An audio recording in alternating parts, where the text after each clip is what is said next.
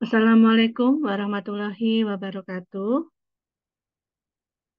Salam kenal ya semuanya. Saya mohon izin untuk menyampaikan materi melalui Zoom ini.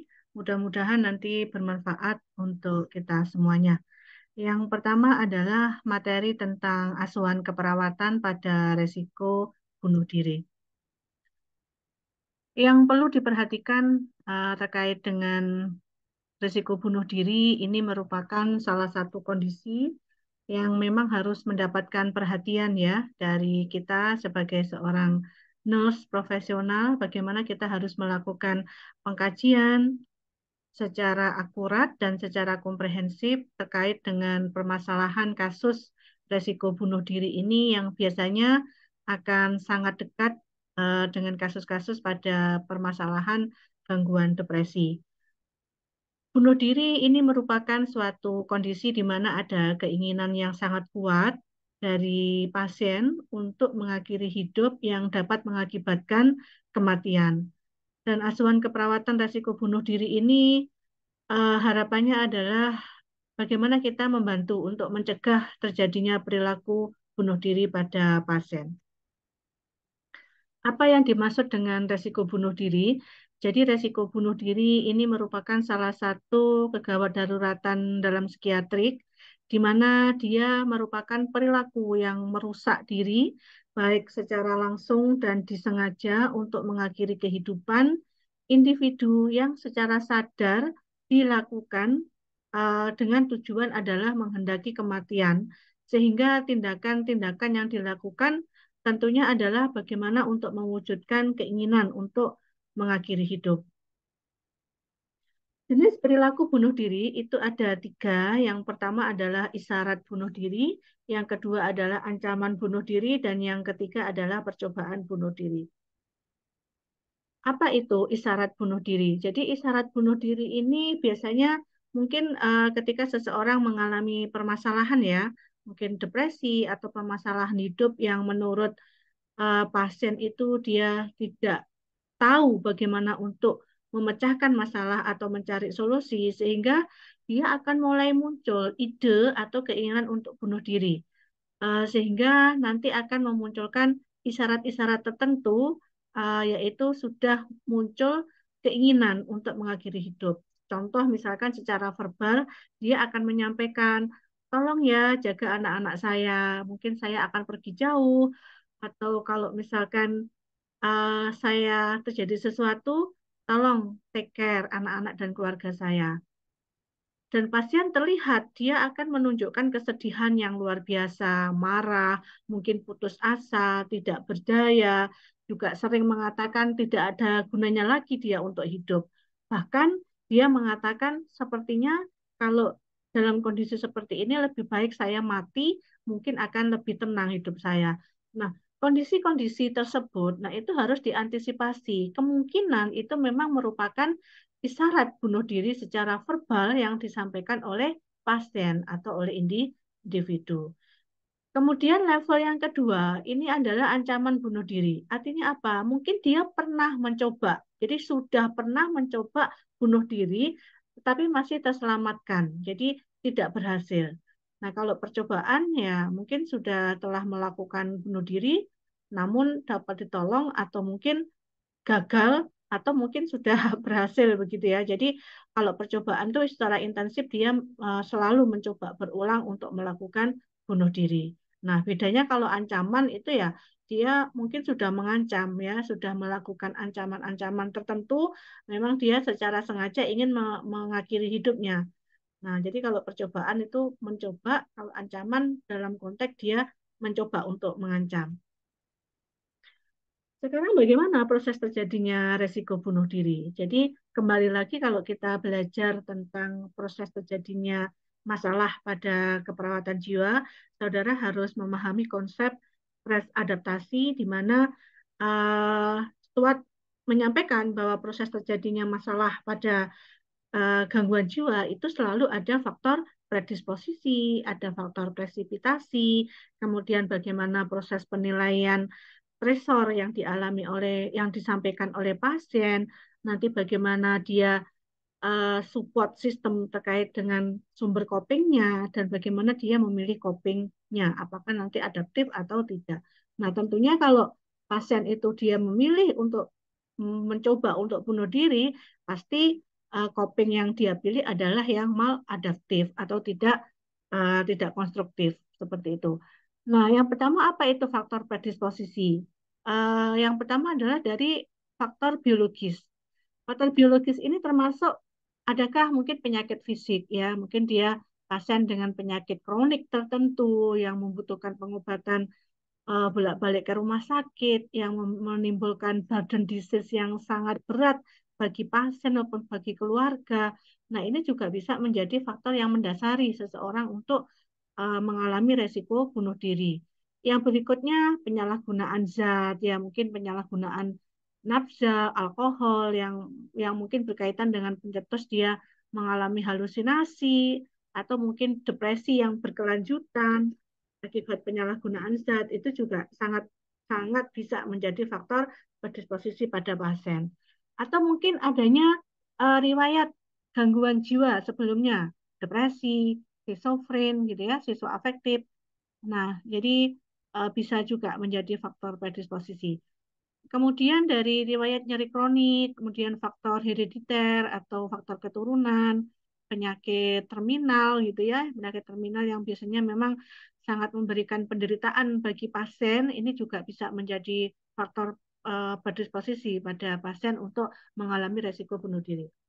Kemudian dari faktor psikologis, ini termasuk adalah masa trauma pada anak-anak, mungkin pernah mendapatkan riwayat kekerasan, terus adanya riwayat suicide atau bunuh diri pada keluarga, terus pernah mengalami traumatik terkait dengan kekerasan seksual, perasaan bersalah, merasa gagal dalam mencapai harapan dalam hidupnya, atau mungkin terkait dengan aspek sosial, termasuk perpisahan dengan orang-orang yang berarti dalam hidupnya, sehingga dia mungkin dalam merespon berduka tidak bisa jatuh pada kondisi acceptance, sehingga akan terjadi mungkin apa ya grieving atau berduka yang kurang baik gitu ya atau maladaptif ini juga bisa menjadi dasar atau predisposisi untuk mengalami resiko bunuh diri atau pasien dengan hidup sendiri ya merasa kesepian, pengangguran, tidak memiliki pekerjaan.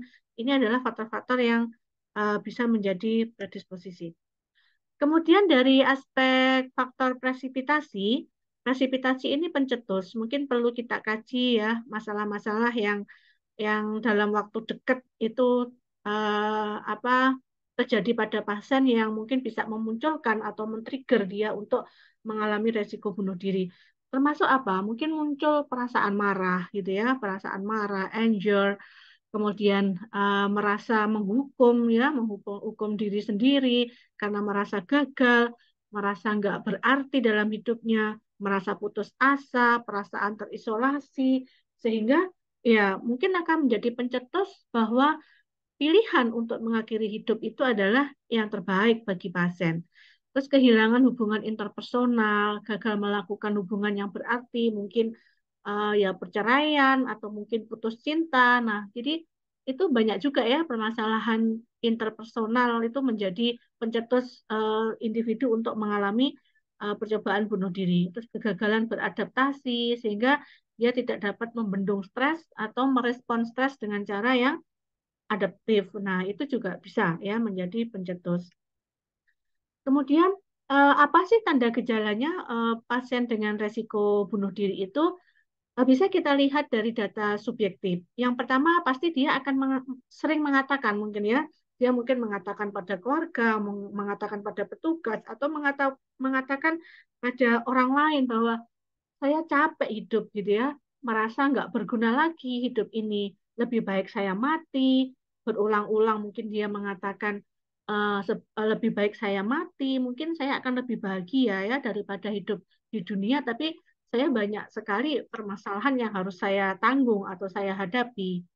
Atau mungkin secara subjektif ketika ditanya mungkin dia memang sudah pernah gitu ya, sudah pernah mencoba bunuh diri sebelumnya, tapi mungkin masih gagal. Nah, kemudian mengancam bunuh diri, ya sudah lebih baik saya mati aja daripada saya sakit seperti ini, atau merasa bosan hidup, atau merasa bersalah, merasa putus asa, dia nggak tahu lagi tujuan hidupnya apa, dia nggak tahu lagi harus ngapain ya ketika punya masalah. Nah, jadi mungkin hal seperti ini itu data subjektif ya. Mungkin ketika seseorang ada masalah, kemudian dia menyampaikan, kayak aku kalau mati enak gitu ya, merasa merasa dia sudah ada keinginan untuk itu. Nah, itu jangan dianggap hal yang sepele. Jadi apapun, eh, walaupun itu hanya sebatas isyarat bunuh diri yang disampaikan oleh pasien secara subjektif, maka kita sebagai perawat, nah itu harus menanggapi bahwa itu merupakan sesuatu hal yang dianggap serius. Nah, ini yang harus diperhatikan ya dalam kita nanti memberikan asuhan keperawatan pada pasien resiko bunuh diri.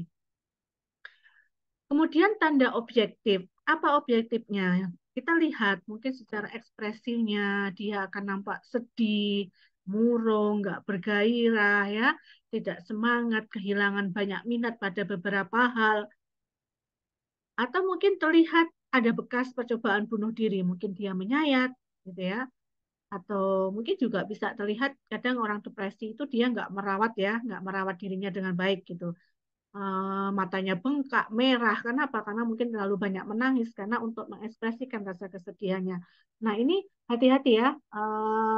Perlu kita melakukan pengkajian lebih lanjut pada pasien-pasien yang nampak menunjukkan tanda-tanda yang depresi. Depresi ini memang sangat dekat untuk dia merasa putus asa dan tidak tahu lagi mengatasi masalah sehingga dia cenderung akan memilih cara untuk mengakhiri hidup atau untuk mengatasi masalah itu dengan memilih untuk resiko bunuh diri.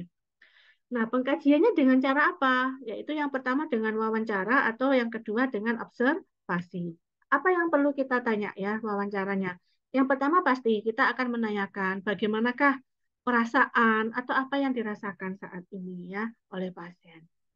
Nah, kalau misalkan dia misalkan oh saya merasa sedih, saya merasa putus asa gitu ya. Sejauh apa perasaan itu mengganggu pikirannya gitu ya. Apakah ketika dia merasa putus asa itu sudah mulai muncul ide-ide keinginan untuk mengakhiri hidup gitu. Atau mungkin perlu juga kita lihat gitu ya uh, ketika kita wawancara dengan pasien itu ada nggak gitu hal-hal yang tersirat dari komunikasi atau jawaban yang disampaikan oleh pasien itu yang terselubung yang memang mengisyaratkan dia ingin untuk mengakhiri hidup atau mungkin kita tanya gitu ya uh, kalau dia mungkin merasa putus asa, nggak tahu lagi hidup gitu. Kira-kira menurut pasien apa sih yang harus dia lakukan gitu? Apakah memang pernah nggak dalam dalam sekali waktu itu keinginan untuk mati, keinginan untuk mengatasi masalah itu dengan tidak ada lagi di dunia. Nah, apakah ide atau pikiran-pikiran itu sudah mulai muncul pada pasien itu juga perlu kita tanyakan.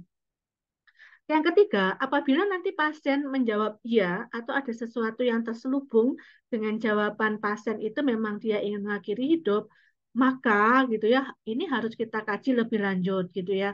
Mungkin eh, mengapa sih gitu ya dia merasa tidak berguna, rasa bersalah atau sedih, marah atau putus asa, tidak berdaya seperti apa yang dia rasakan, seberapa sering itu terjadi. Nah, itu harus kita kaji.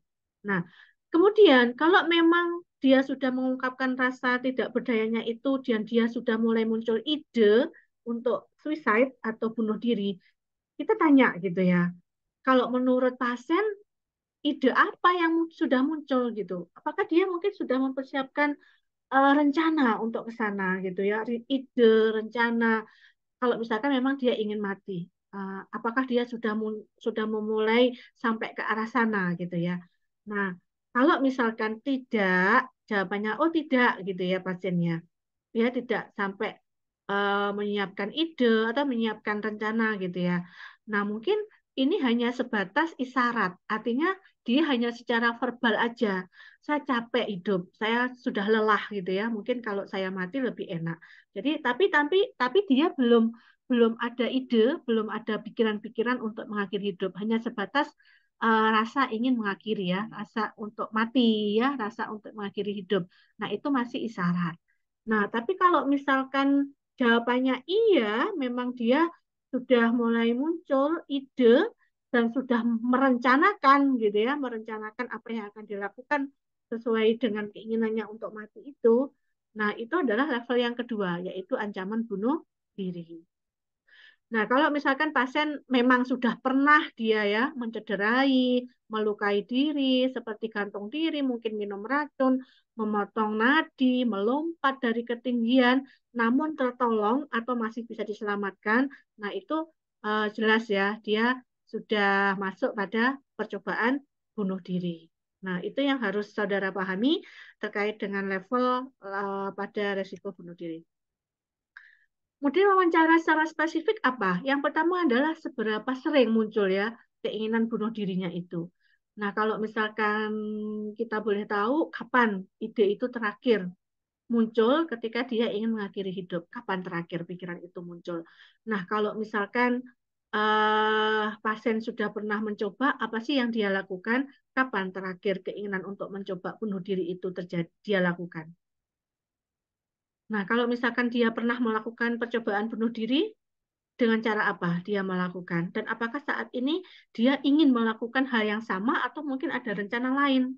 Karena mungkin dulu masih terselamatkan begitu ya. Apakah mungkin dia ingin memperbaiki cara cara itu sehingga keinginannya dia untuk mati itu bisa sukses begitu. Nah, artinya apa?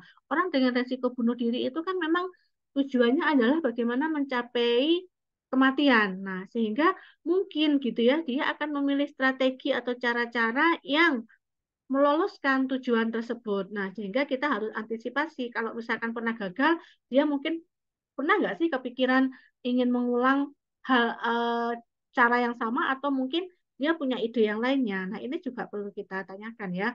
Tapi memang perlu pendekatan yang sangat khusus dan bagaimana kemampuan kita dalam melakukan wawancara atau interaksi dengan pasien ini yang saudara harus melakukan latihan begitu ya.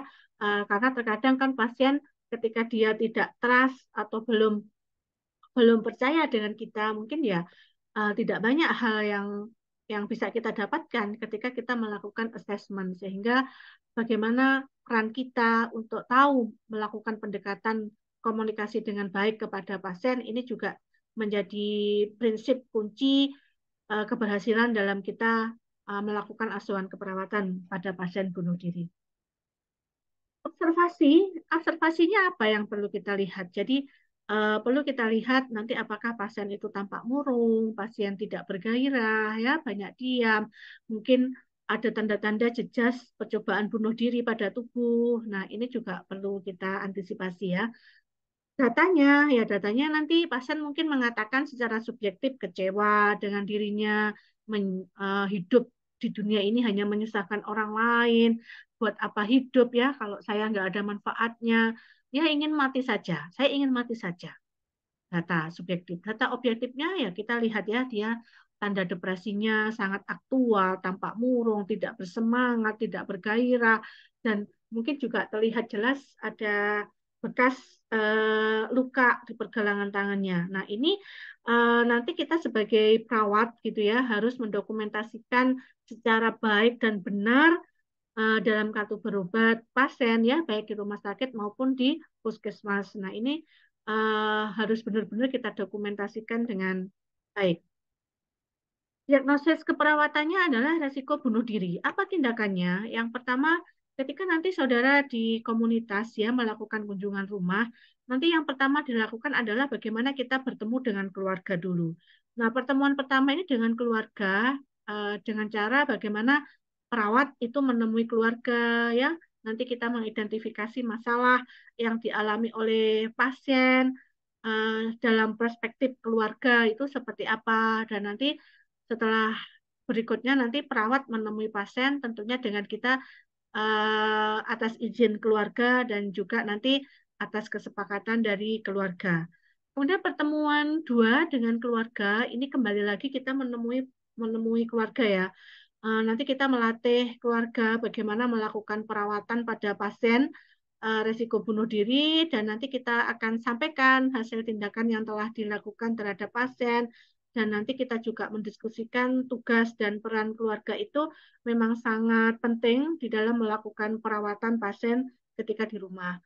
Nah, kemudian ketika kita nanti bertemu dengan pasien, apa yang kita lakukan? Jadi, yang pertama ketika kita bertemu dengan pasien, tentunya pasti kita melakukan assessment ya, assessment secara wawancara, observasi, dan nanti kita melatih pasien bagaimana cara untuk mengatasi masalah ya. Jadi, kalau misalkan pasien mendapatkan psikofarmaka atau obat-obatan, maka hal pertama yang dilatih perawat adalah tentang pentingnya kepatuhan minum obat bagi pasien. Nah, ini tindakan keperawatan untuk pasien. Nah, kalau dia adalah ancaman atau percobaan bunuh diri, apa yang perlu dilakukan? Yang pertama adalah bagaimana kita melakukan pemantauan ya. Jadi kita memantau dan mendampingi pasien secara terus-menerus sampai dia dapat dipindahkan ke tempat yang lebih aman. Karena memang pasien bunuh diri ini dia salah satu emergensi psikiatri ya. Jadi memang harus dilakukan observasi secara ketat. Jangan sampai nanti kita lengah, pasien justru ketika dirawat di rumah sakit atau di puskesmas malah berhasil dia untuk mengakhiri hidup. Yang kedua, apa yang perlu dilakukan? Jadi kita menjauhkan ya, jadi lingkungan sekitar kita buat aman bagi pasien. Benda-benda yang berbahaya, misalkan pisau, silet, mungkin tali, gelas, atau apapun itu yang bisa digunakan akses oleh pasien sebagai sarana untuk bunuh diri, nah itu kita amankan. Terus kalau bisa, nah ini kalau misalkan dia masih di rumah gitu ya, itu harus segera dirujuk kepada pusat pelayanan kesehatan jiwa. Kemudian kalau misalkan dia dapat obat, nah ini juga harus perlu kita cek apakah benar-benar obat yang diresepkan oleh dokter, nah itu benar-benar diminum dengan baik. Jadi kalau perlu kita cek di bawah lidahnya. Nah, itu juga kita pastikan obat itu terminum dengan baik. Kenapa? Karena biasanya kalau pasien dengan risiko bunuh diri itu dia menolak atau tidak mau minum obat. Kenapa dilakukan? Karena menurut dia mungkin kalau dia minum obat dari dokter, maka itu akan memperlambat atau menghambat keinginannya dia untuk berhasil mengakhiri hidup. Nah, itu jadi obat harus benar-benar kita pastikan terminum dengan baik oleh pasien. Kemudian kalau isyarat bunuh diri, nah ini kalau isyarat, nah ini kita lebih banyak mendiskusikan ya. Jadi lebih banyak mendiskusikan tentang cara-cara, kita ajari cara-cara untuk mengendalikan dorongan bunuh diri. Dengan cara apa? Ya nanti perlu juga kita libatkan keluarga untuk membantu pendampingan kepada pasien. Yang kedua, selain melatih cara untuk cara untuk menghambat dorongan bunuh diri, yang kedua adalah yang paling penting juga itu bagaimana kita membantu untuk meningkatkan harga diri pasien.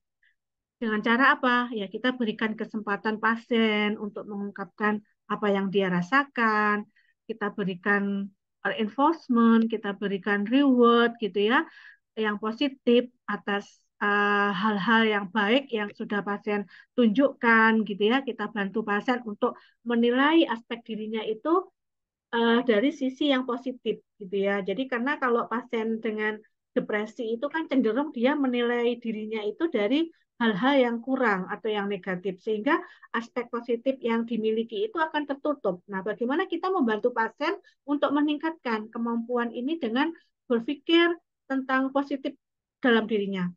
Kemudian yang ketiga adalah membicarakan tentang keadaan yang perlu disyukuri dalam hidup pasien ya. Bagaimana tentang berpikir tentang aspek positif diri, tentang aspek positif keluarga atau lingkungan. Dia mungkin punya orang tua, punya support system, punya teman, punya tetangga yang baik. Nah, ini yang harus kita kedepankan ketika kita membantu tindakan keperawatan pada isyarat bunuh diri. Dan tentunya kita akan melatih bagaimana membuat rencana masa depan, tapi yang realistis ya masa depannya. Kemudian kita latih bagaimana cara-cara untuk mencapai masa depan yang realistis. Kemudian berikutnya adalah Untuk SP, untuk SP ini nanti bisa saudara lihat dalam buku paduan SP ya, bagaimana kita nanti melakukan komunikasi melalui orientasi, fase kerja, fase terminasi, sesuai tahapan komunikasi yang terapeutik ya. Nanti pada saat fase fase kerja itu tolong nanti saudara baca di panduan strategi pelaksanaan komunikasinya. Nanti kita akan lebih banyak praktikum di kelas seperti itu ya. Nanti akan saya sampaikan pada saat di kelas. Nah, ini yang paling penting, bagaimana kewaspadaan perawat di dalam melakukan asuhan keperawatan risiko bunuh diri. Yang pertama yang harus dilakukan, bahwa perawat itu harus berpikir semua ancaman bunuh diri, baik itu verbal, non-verbal, itu harus ditanggapi secara serius. Dan yang kedua, itu kita harus menjauhkan semua benda berbahaya dari pasien, dan kalau misalkan pasien itu beresiko tinggi untuk mengalami bunuh diri, maka harus diobservasi secara ketat. Termasuk observasi saat pasien minum obat. Cek apakah obat benar-benar ditelan oleh pasien. Dan kita jelaskan secara informed consent, gitu secara sepihak kepada pasien bahwa pengamanan yang kita lakukan kepada pasien ini karena kita peduli pada pasien, bahwa kita ingin menyelamatkan pasien, bahwa kita ingin memberikan kondisi yang aman pada pasien, dan selama di rumah sakit atau di puskesmas ketika dia dirawat adalah menjadi tanggung jawab kita untuk membantu pasien menyelesaikan masalah dan untuk mengendalikan dorongan bunuh dirinya.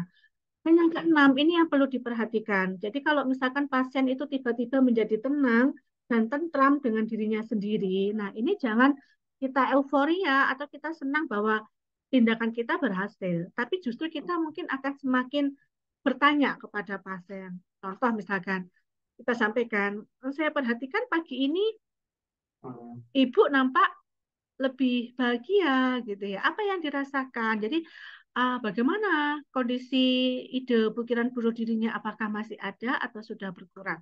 Jadi kita itu evaluasi secara terus-menerus ya. Jangan sampai itu ketika tiba-tiba dia menjadi tenang atau terlihat bahagia itu hanya untuk mengelabui kita atau untuk apa ya?